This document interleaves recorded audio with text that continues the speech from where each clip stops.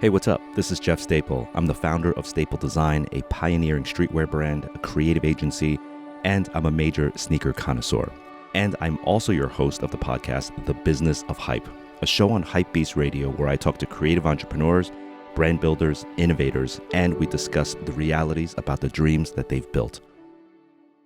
I like to describe it as like a boot camp. I think everybody has to go through their individual boot camps, and shit that I went through in my life is deliberate. The universe put us in those places so that we can get to where we are and look back at those things that we had to go through. And we look back and we're like, oh, damn, that was hard. Why I need to go through this? And then one day you're in your office and you're dealing with some shit and you're like, that's why.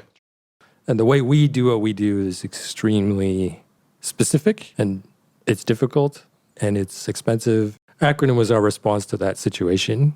Design first. We're not even going to care about the sales or like what it costs. Like that's just not even going to be part of the equation. What is the best possible thing we can make and imagine, and let's do that. And that's what we did. Hustle beats talent. You know what I mean? A lot of the times, like you can be the most talented person, but if you're not working towards something, if you don't have a goal about something, then it doesn't necessarily matter, because someone who does have a goal and someone who is hustling and working really hard can surpass what you are naturally given. My logic on shirts is like, if it's school, if it's work, if it's a train, it's like it's a walking billboard, So I like to focus on one of those things that people not focusing on. I just love t-shirts, man. The art of a shirt is like my canvas. It's like it's the way I'm able to tell my story.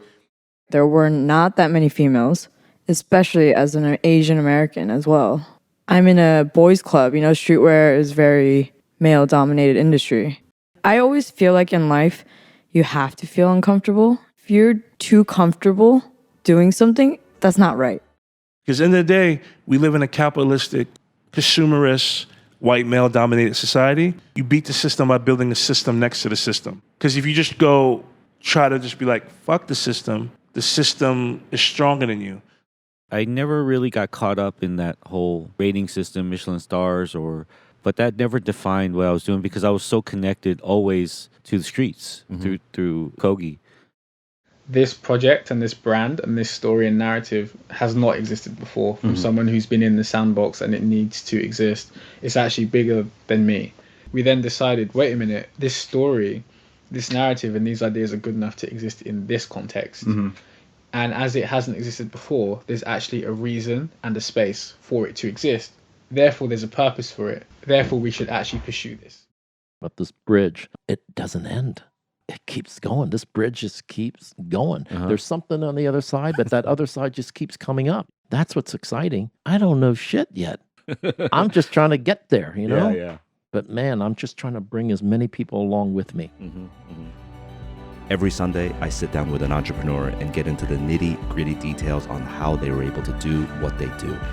My guest and I drill down on the hows: financial, legal, branding, value, self-worth. No stone is left unturned on my show. Listen, I know firsthand being a creative has its own unique set of challenges. The Business of Hype is the postgraduate class that I always wish I had.